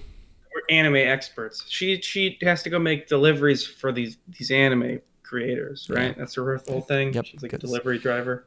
Yep. And that's what he does. And he's good at drawing boobs. I've written I've spelled educational wrong. It's educational. And there's a lot of meta jokes. This preppy guy comes in. It's a cameo by the author of the manga. He does the actual voice in the Japanese dub. In real life, his name is Egawa. In the show, he's Engawa. Okay, not really sure why you had to change that one. He was also the voice of one of the Yakuza in episode 1. Yeah. But the show they're making is called Golden Girl. Nice. That's crazy. Good job. And there's jokes about sucking up to the mangaka, about fawning over how he's the most handsome and best artist. He's the richest man in the world. Yes, he's the richest man in the world for making Golden Girl. And they have the animation director in here instead of Kawamoto, which is his name in real life. His name is Wakamoto, but he doesn't do the voice though. But he is in here. So they're making goofs like that. And there's a verbal cameo by Matsuya, which we ate at a couple times and really enjoy. That one they say by name. I don't know. Got some beef bowls from Matsuya. I wish I had one on my street. I've tried to recreate it. It's like the shittiest chain of gyudon places. Like I don't even know if it's as regarded as like whatever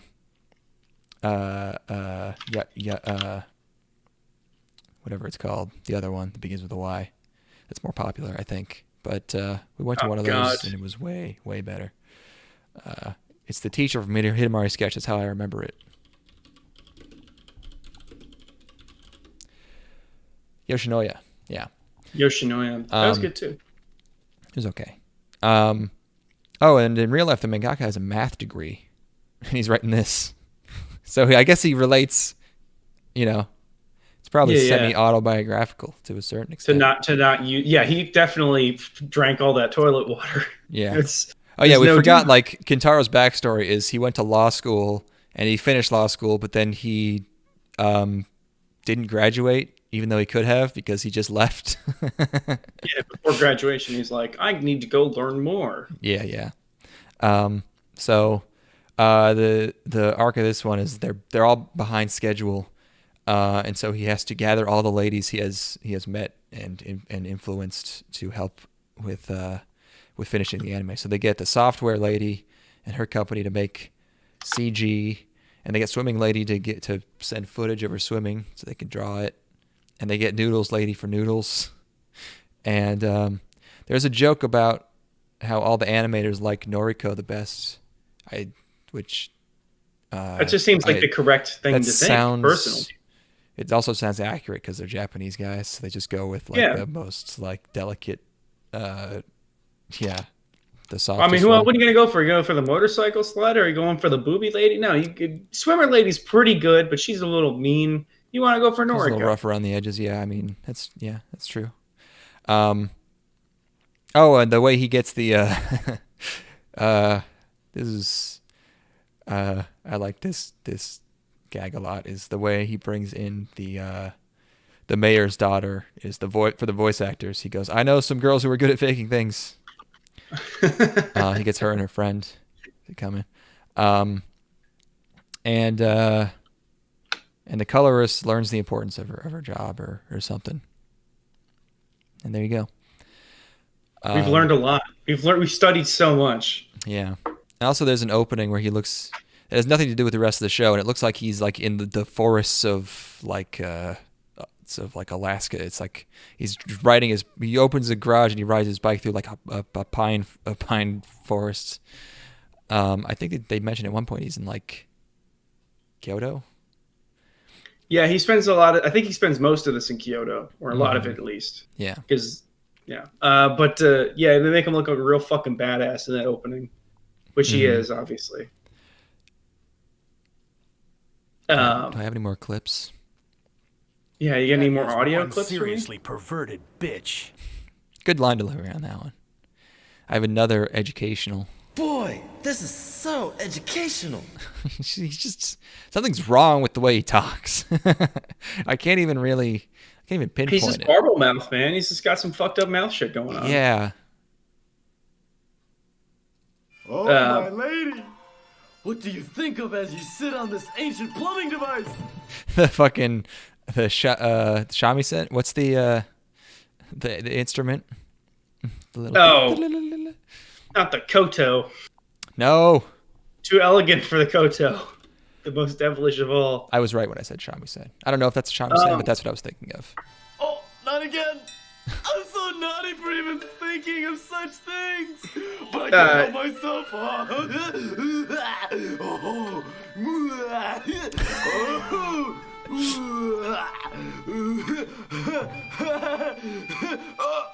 just I mean, irredeemable.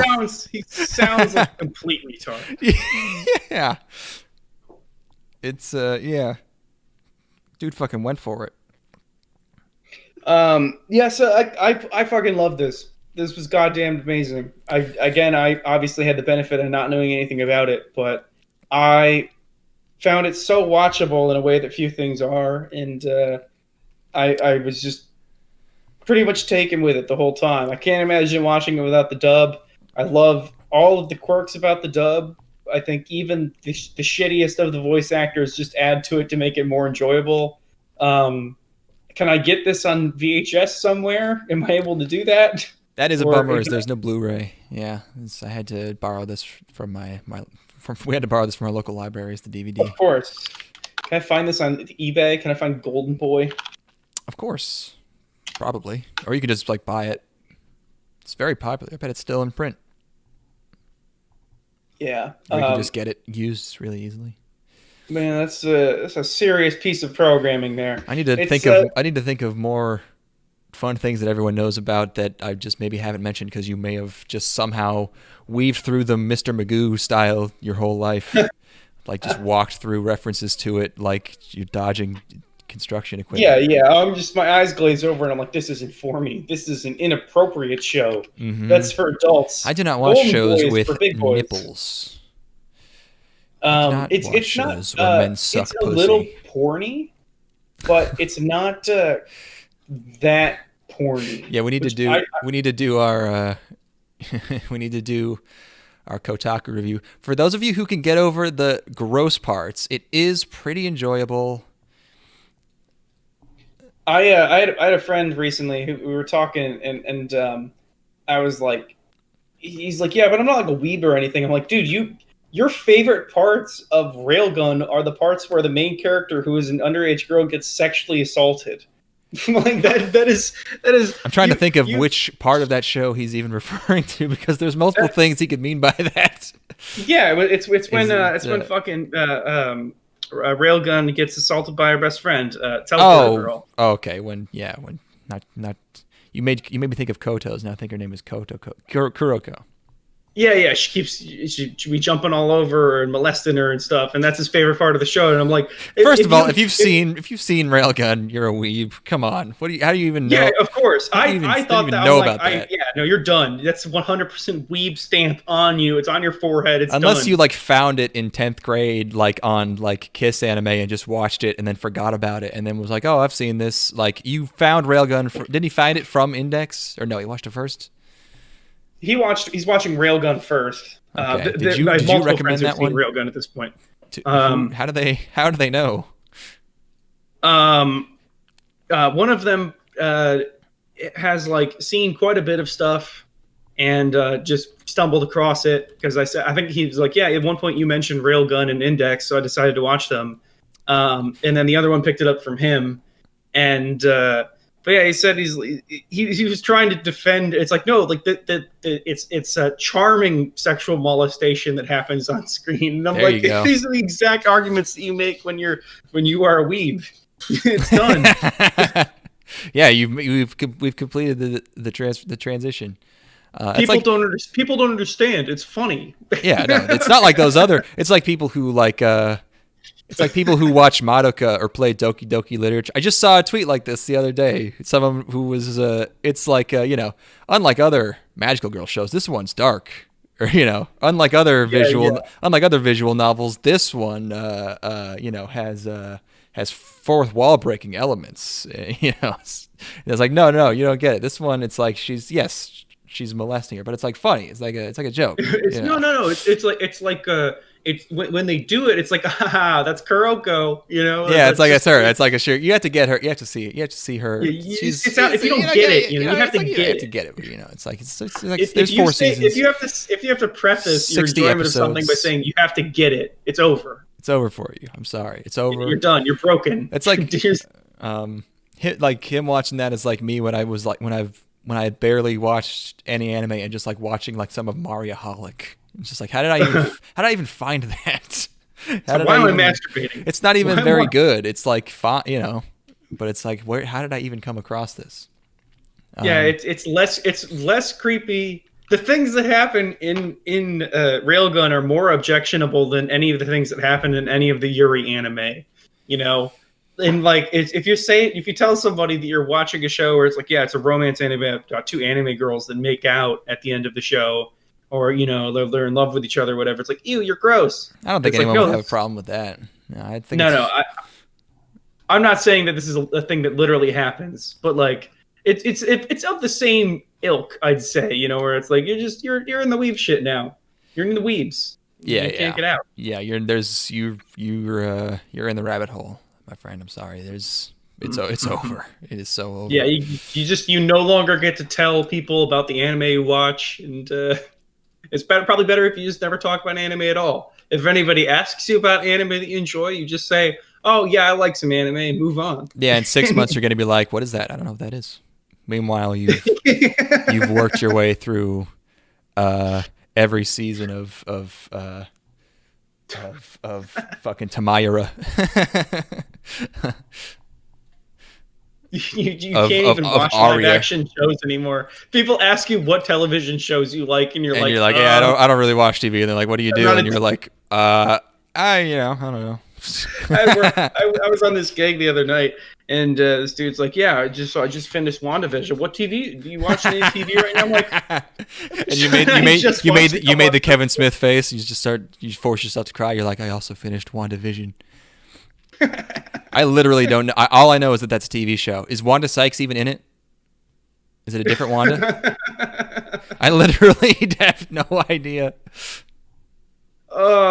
Yeah, no, I just said, I'm not really into TV right now. Meanwhile, I'm just laughing my ass off the Golden Boy. You're watching a guy drink a bidet and gargle it. Screaming, laughing like a lunatic in my apartment. Yeah, just not really a TV guy. Yeah, no, I don't have... I've been reading a lot. You have cable? No. Oh, so you got like a Netflix account? No. I've been studying. You know, I study. I ride my bike and I study. Right. Yeah. Just adopt that persona. I wish I could find button-up shirts that fit this well. All of the fashion in this show is fantastic. It's out of control, man. It's, yeah. Out of control.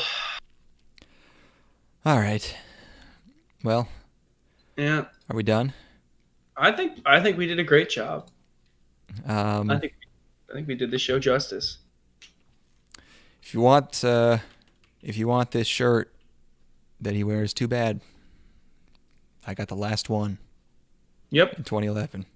I'm like, hey Declan, where'd you get that cool shirt? Can I get one? And he's like, no. And I'm like, damn. Yep. I bought one, and then I bought another one when I wasn't fat anymore, and too bad, buddy. Now I'm the golden boy. Yep. I keep the shirt until I drink a toilet. Until then, it's mine. I don't know if that website and then he exists has to pass anymore. it on. Oh, here it is. I wonder if they still have it. T-shirts. I want the golden boy shirt that's just... I just searched golden boy shirt. I want the one that just has all the bitches on it. Oh, yeah, the one that's like way too... like Give me the opposite of subtle. Yeah. I want this one. This is what I'm trying to evoke in my life. Oh, they actually don't have this shirt anymore. Bummer. I want the one that's just the cover for the DVD. Yeah. I want the equivalent of like the shirt from Rokubu that just says elementary school girls are great in the largest font you could possibly fit onto a shirt. So it's just a picture of him drinking out of a toilet, and it says, "My queen." Bidet water gives me life. Yeah. Is that? Oh my God! Boy. You actually found this shirt. How did you even? I guess you just Googled Golden Boy shirt. Yeah. I don't know. Golden Boy's great. I'm glad to have seen it, and there's a hole that has been missing in me. There's a hole that has been empty, and it's been filled by Golden Boy. It's brought new life. Honestly, the days where I was watching Golden Boy, and I finished it today before we started. Yeah. beautiful days. It just lifted up my entire mood. I was walking around thinking about this ridiculous show. It is an uplifting show. It's very positive. Yeah, It's a I'm positive feeling message. Yeah, it just makes you feel good to be a fucking dude hanging out. good. Yeah. Yeah. I am curious to see how many dislikes this stream got, because we didn't talk that much about Evangelion 3.0 plus 1.0. Rocking a cool 5-0 ratio right now, dude. How do you know it's 0? I'm seeing 0 dislikes. Okay. Oh, YouTube's really into not showing you the dislikes usually. I guess maybe you're on the view page. Yeah, we're killing it, man. Everybody loved it.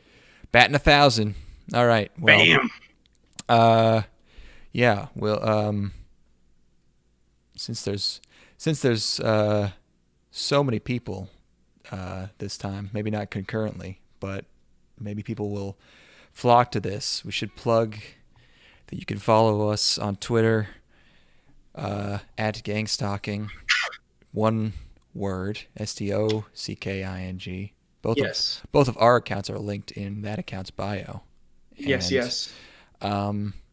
Maybe this is the episode that'll launch us. I'll get that Urbit going. I'll get that Discord. I'll start hanging out in that Discord while I work. You can just come pester me. Yeah.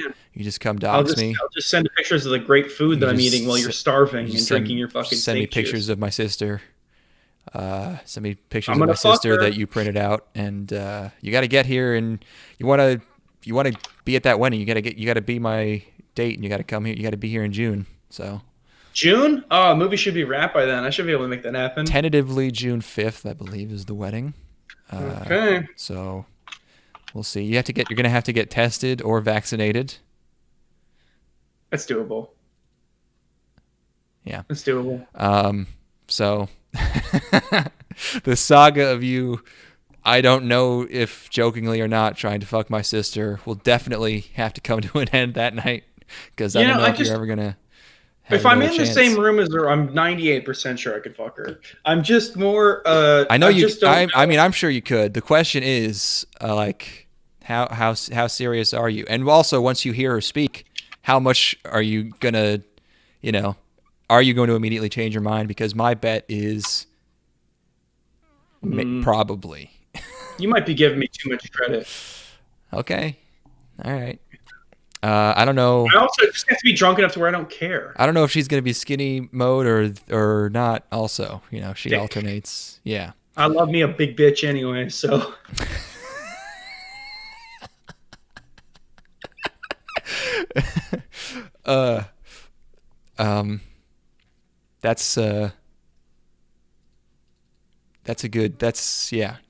You're taking on that's a golden boy. You're adopting the mindset. Yes. That's golden mindset right there. Why queen? And every drink, here's what's going to happen is that throughout You're the night. going to become more and more you're going to get fucking more and more golden the more you drink. She's going to leave like a drink on a table, and I'll be no. like, the drink that my queen drank from, and I'm just going to slurp it down and put it back. And she'll be like, where'd my drink go? Oh, I thought you were going to be like, oh, if I just drop this Xanax into my queen's drink, she will be mine, but I mustn't. No, I don't need to resort to that. If I drop this diazepam powder into her champagne, she will be all mine. If I drop this brick off of this roof onto her head. Fucking murderer Kintaro, dark golden boy. Boy, it's going to be really, really rough when I go to the wedding and your sister does turn up dead from a brick hitting her in the head, and I had nothing to do with it. Yeah. The cops just bust into your house and it's full of bricks, but it's for something completely unrelated. The cops are coming. Like, what's in your suitcase there? They confront you in the airport, and you just bricks fall out, and you start running. Just sprint. Now, Jacqueline, do you know of anybody who might have had a reason to kill your sister? Do you have any? Everybody. You have a very clear alibi. Clearly, you have no involvement in this at all. But you know. No, I wanted to kill. No, I definitely wanted to. Everyone who's ever spoken to her. Have you started with everyone who's known her? Have you started with everyone who's ever had a monetary interaction with her? You're not gonna blow me in. You're just gonna let me get away with it. I would let you get. If you did it, I would think you'd have a good reason. All right. Well, I would let. we'll I would. see. I would. Yeah. Just tell me what you want to do with her. I'm on board. So where we gotta get rid of this body, fam? No, right. I'll have to work myself up to it over the next few months. So you're gonna play the long game? Well, I need to get myself emotionally ready. Oh, I see. You're gonna train to kill. I need to. Right. I need to build the lusts. Yeah, you need to start with large insects and. Yeah, work my way up to animals, and eventually I'll have to do some practice women, of course. And then from there, it's time to take on the real thing. Mm-hmm. Well, I guess we'll get an update on that next time. Good luck with that. Thank you. What were we going out on again? I have music. I think your sister might have removed me on Facebook. She's on to you. She knows, and that just makes me want it more. She can just kind of tell from were you DMing her? That's not a good. And Bob and Veg. Make me your slave, my queen. Yeah, you just black out and just be Kintaro. I'm not gonna play the Take Shelter song because it's so awful. So I'm gonna play this one instead. Thanks for joining us, all 153 playbacks. Jesus. We'll try to keep the quality up. Was this good? I don't know. I had fun. Fuck you. There were some dead parts, but we got some good topics in. We did talk about the show. This was a serious and the show was episode. actually good, and it's a thing people actually know. So, we'll see you next time. Take care. Hopefully the audio didn't fuck up too badly. Present day. Present time. And you don't seem to understand. Ashamed you seemed an honest man. I know the fears you hold so dear will turn to whisper in your ear. And you know what they say might hurt you, and you know that it makes so much, and you don't even feel a thing. I am falling, I am fading, I have lost it all.